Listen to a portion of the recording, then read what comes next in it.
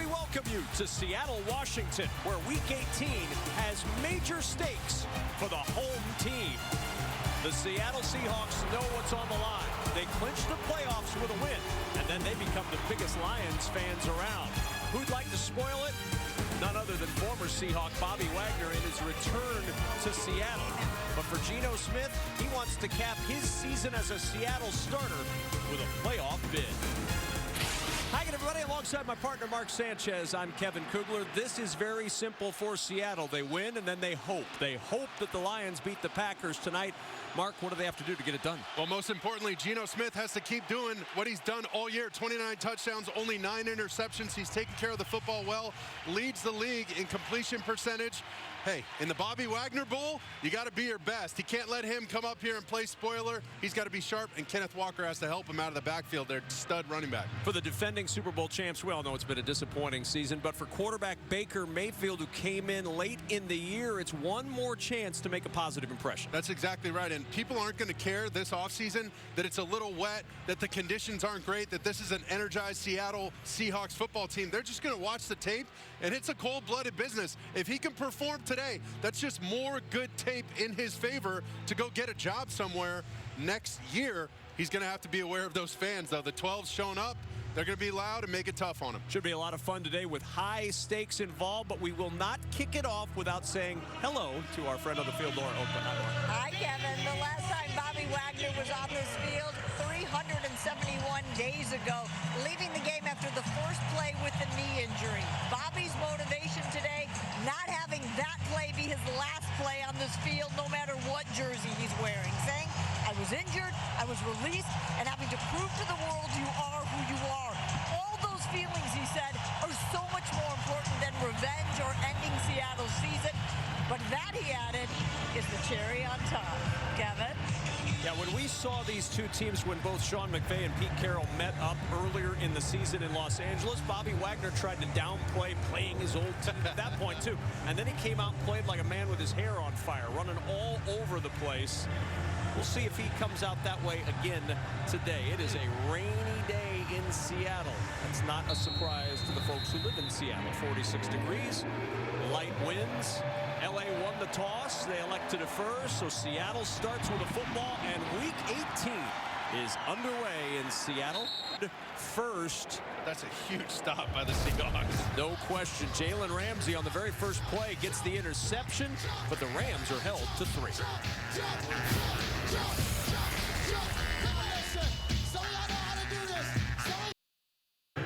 Join us in a moment of support and love for DeMar and cheer for him and his family as they continue their fight. Well, the nation galvanized this week with one goal in mind, watching DeMar Hamlin bounce back from that horrific scene on Monday night.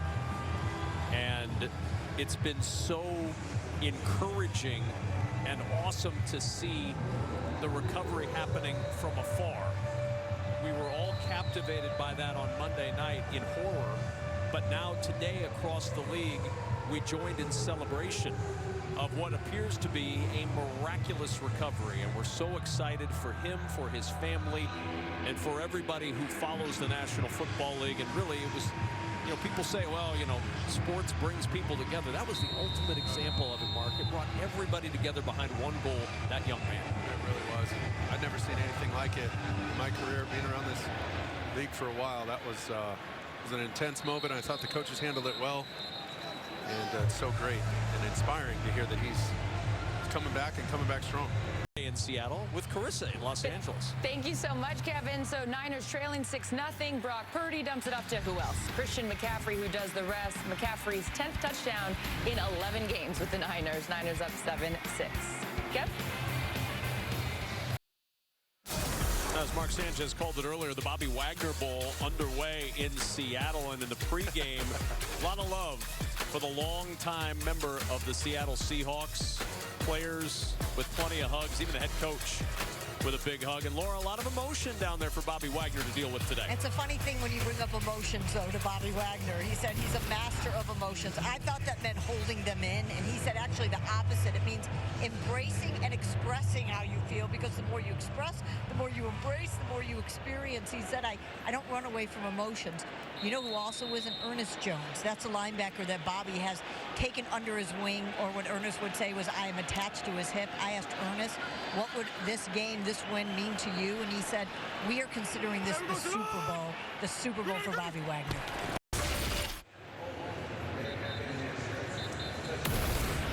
This is what's going on today in the hunt for the Lions and Packers. They play tonight, but for Seattle and for Pete Carroll, the only thing they were going to talk about with us when we met with them in their facilities on Friday was this game. Only thing we can control, they'd say, is this game.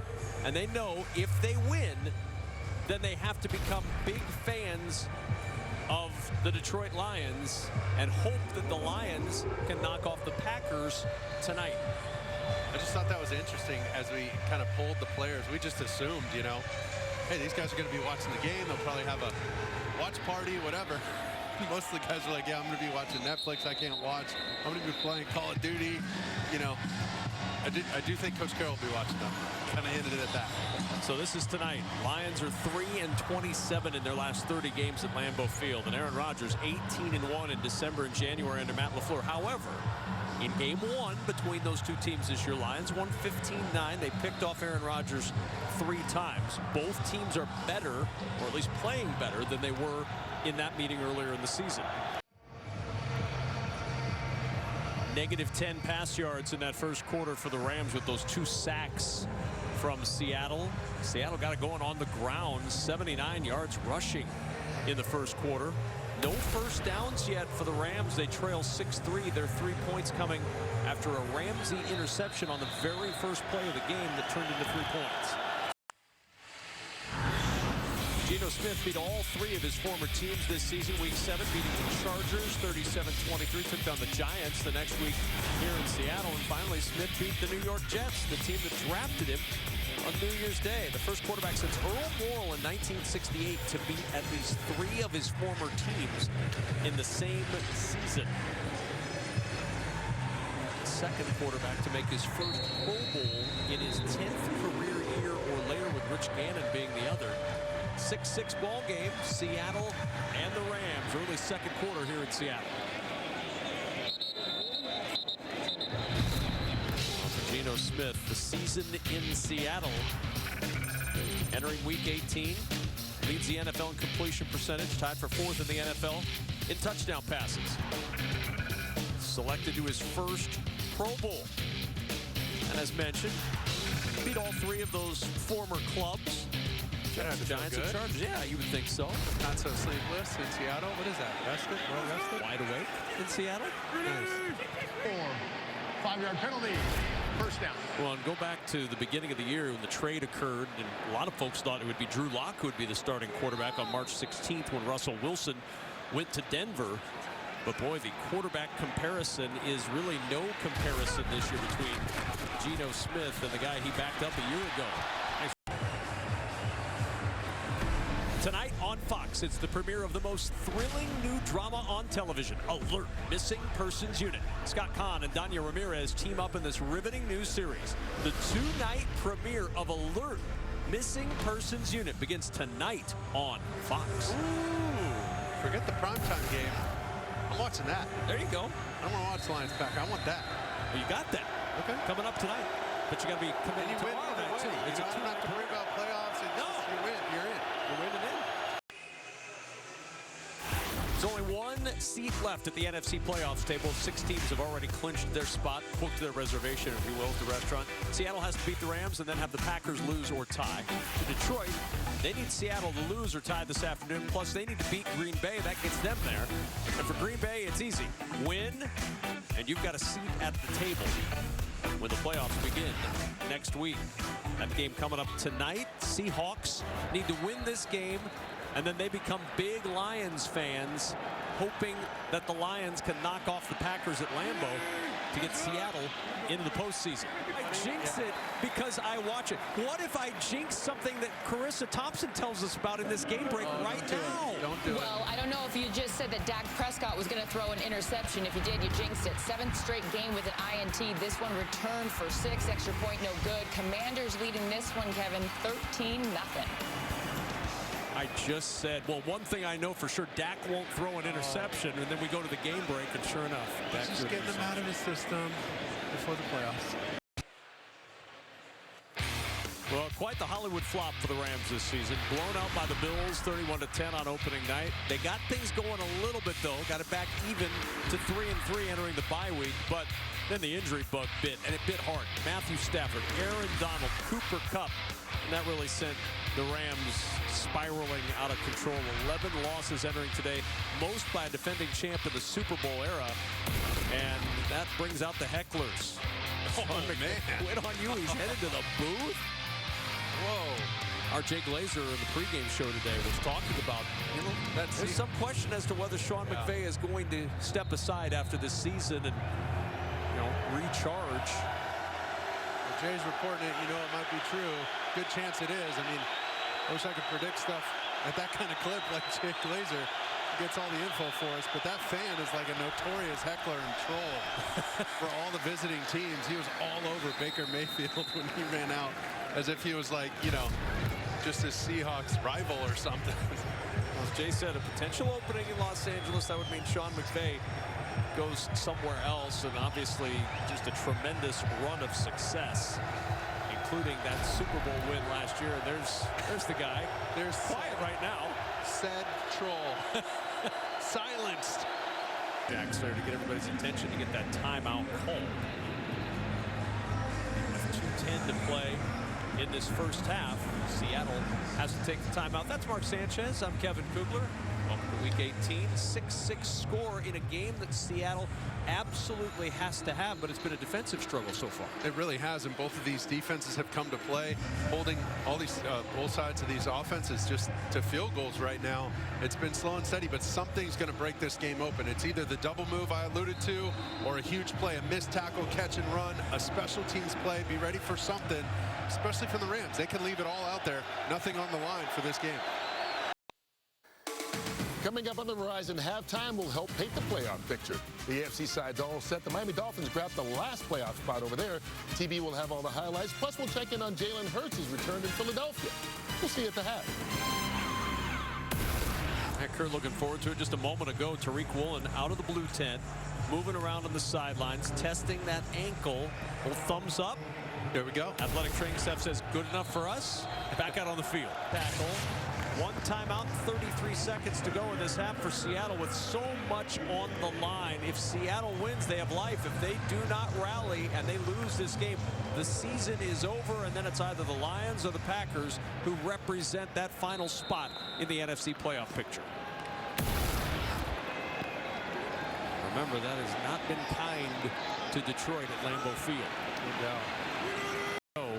In this first half. Well, this last year has been something for Baker Mayfield. Made his last start for the Browns January 3rd of 2022.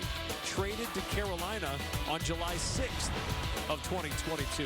Released by Carolina on December 5th of 2022. The next day, claimed by the Rams. He thought it would happen. He already had a plane ticket purchased. 4 appearances entering today for Los Angeles. 4 touchdowns, 1 interception. And now a knee to close this first half. Seattle 0-6 this year when trailing at halftime. We now go to Kurt Menefee in Los Angeles for the Verizon Halftime Report.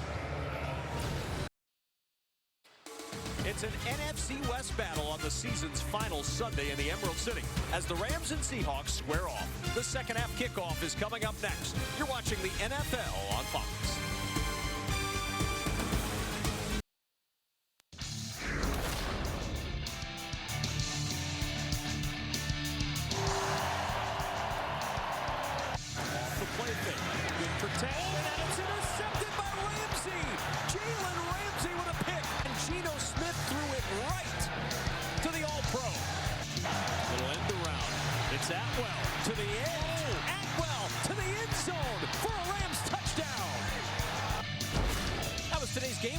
Brought to you by Progressive as we welcome you back to Seattle where the Seahawks trail We get ready to start the second half 13-6. That's Mark Sanchez. I'm Kevin Kugler. A must-win for Seattle or their season is over. If they win, they hope for the Lions to win to get into the playoffs. But right now, Seattle on the losing end of this score. In dire straits right now. Their offense just looks a little stagnant. They got to get Kenneth Walker going. 10 carries, only 41 yards. They got to beef up the run game. But more importantly, their defense needs a huge stop. They can't allow the Rams to double up on points they scored right before halftime. This is a big possession for the Seahawks defense. They got to shut down the Rams offense. Yeah, the Seahawks will be on defense first after the Rams won the toss and elected to defer. Geno Smith, his 5th career interception thrown on the first pass attempt of the game, turned into 3 points. Seahawks defense has been good, but they could not keep Tutu Atwell out of the end zone for his first career rushing touchdown.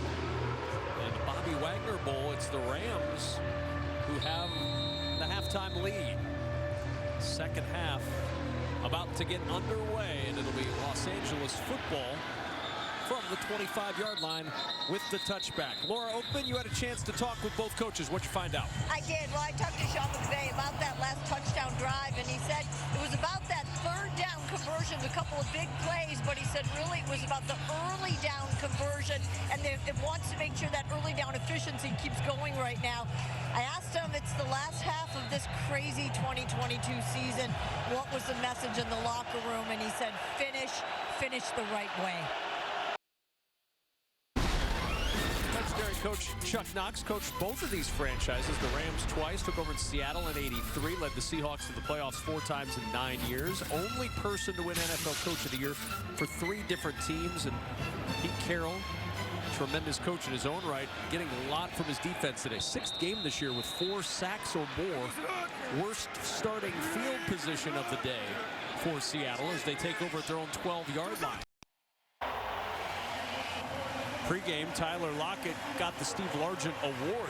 They give it annually to the team contributor best exemplifying the spirit, dedication, and integrity of Steve Largent. And now he has passed Steve Largent, or at least joined Steve Largent, rather, as just the 2nd player to go over 1,000 yards 4 straight years. Well, watch the subtle widen he takes. That widen approach, remember, he lined up right about the edge of the numbers, the bottom of the numbers, and he gets just a couple yards. And what he's doing is he's buying some space for himself to widen Hill and move him away from the safety who's going to bite. Look at TJ Carter, who's playing quarters and seeing the crossers in front of him. He runs big DK Metcalf in front of him. He jumps and chases the cheese in front of him, and there goes the one-on-one deep post route. And look at they're trying to figure out. He's asking, coach, what do I do? Yard line by Quentin Lake. So this is what is at stake today in this final quarter. Sean McVay's team just trying to get a win and close the season, as he told Laura Oakman on the right note. For Pete Carroll, he wants to keep his Seahawks in the hunt. He wants to have something to watch on TV tonight to feel good about. Can he see his team going to the postseason? He can't if they don't rally here in the 4th. For the Rams, Pike Place Market always hopping in Seattle. Quiet now as they try to will their Seahawks to a win.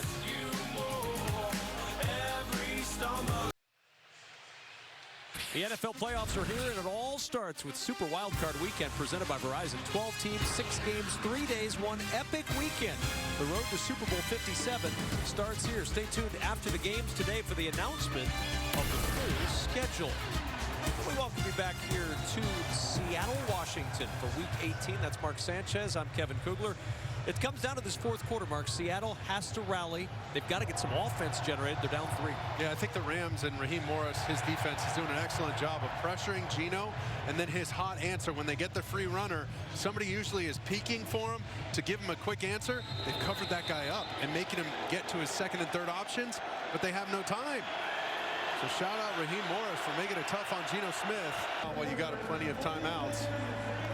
Seattle, remember, they burned one of theirs earlier. Shouldn't need it here this time. Seattle trying to win themselves into a position where, with a Lions win, they would be playoff bound. They have yet to fail this year on 1st and goal to go inside the 5. They're perfect in every opportunity this season. All 6 chances they've had, they have scored touchdowns. Historic season for Geno Smith, breaking franchise records for completions, attempts, completion percentage, and pass yards.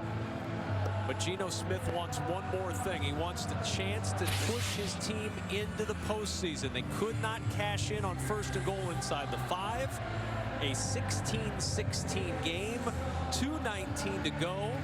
Geno hoping to have one more opportunity with his offense, but that's going to come down to the Seattle defense, Baker Mayfield, and this Rams offense. 2:19 to go. Rams have one timeout and the 2-minute warning to try to spoil the Seahawks season. Baker Mayfield's done it before in these circumstances against the Raiders on Thursday night. Shoot. Best of luck. So Geno and the offense to work when we return. Why?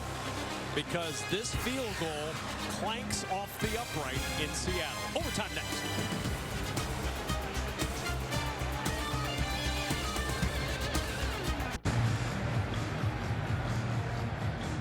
We welcome our audience who is watching Arizona, San Francisco with Mark Sanchez and Laura Oakman. I'm Kevin Kugler. We are going to overtime thanks to a field goal going off the upright by Jason Myers that would have won it for Seattle. Instead, it's overtime. Seattle won the toss. They'll take the football to start the OT and the kickoff through the end zone for a touchback. Here's why we're in overtime. If you're just joining us, you're just clicking over late. Jason Myers, as Seattle got into position, had a chance to win it with a field goal, and it's off the upright here in Seattle. So Myers and the Seahawks, just the 3rd miss of the year for Jason Myers. And they win the toss, and they start overtime at their own 25. For Myers. And time to burn a timeout, yeah.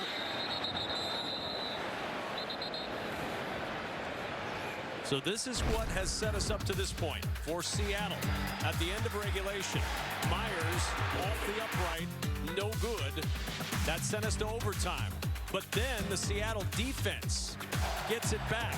And the former Lion, Quandre Diggs, doing his level best to help eliminate his previous team, the Lions.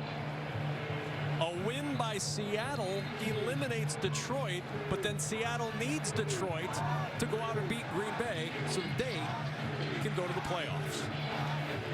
And as Laura Oakman told us, hardly anybody on this team plans to watch that game. Where's the watch party?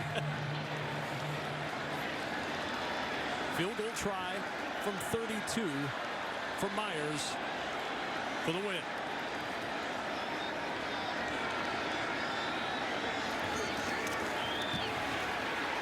And hope springs eternal in Seattle. A 1916 overtime win keeps Seattle very much alive for the playoffs. What a sequence there towards the end for Kenneth Walker. What a day for him. 29 carries for 115.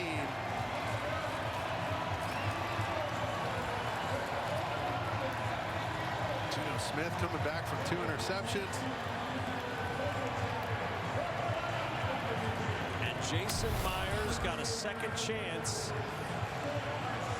And the walk-off winner in overtime for Myers keeps Seattle alive. Lions are eliminated. And now Seattle wants nothing more than for the Lions to win tonight. Sean McVay didn't love what he saw. Rams season is over. Seattle's is not. We'll be back in a moment.